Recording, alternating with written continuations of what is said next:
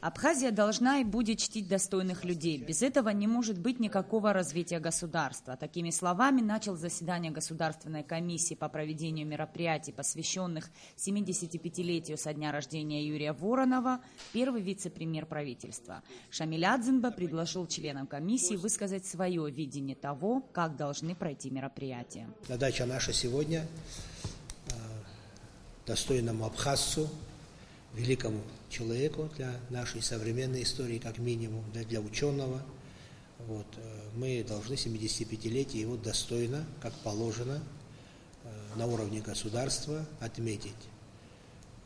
Это ради нашего будущего, ради истории, ради детей, ради подрастающего поколения. Мы должны отдать дань памяти. Ученые предложили провести двухдневную конференцию, а в актовом зале Кабинета министров провести торжественное заседание.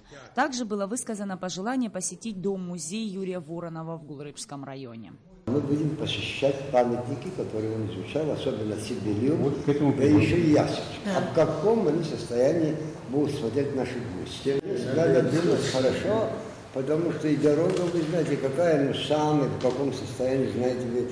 И поэтому надо будет оперативно вмешательство для того, чтобы как-то привести в порядок. Чтобы осуществить задуманное, государству придется потратить не 1 миллион рублей, так как Ясочка находится в неухоженном виде, да и дорога к дому-музею в плачевном состоянии. К 75-летию Юрия Николаевича Воронова планируется создать фильм о жизни и деятельности известного ученого. Также планируется выпуск 5-томника его трудов. Шамиль Адзинба заверил собравшихся, что все пожелания будут учтены. Главное – выполнить поручение президента и в срок подготовить все мероприятия. Нисфаршба, Роберт Ломи, Абхазское телевидение.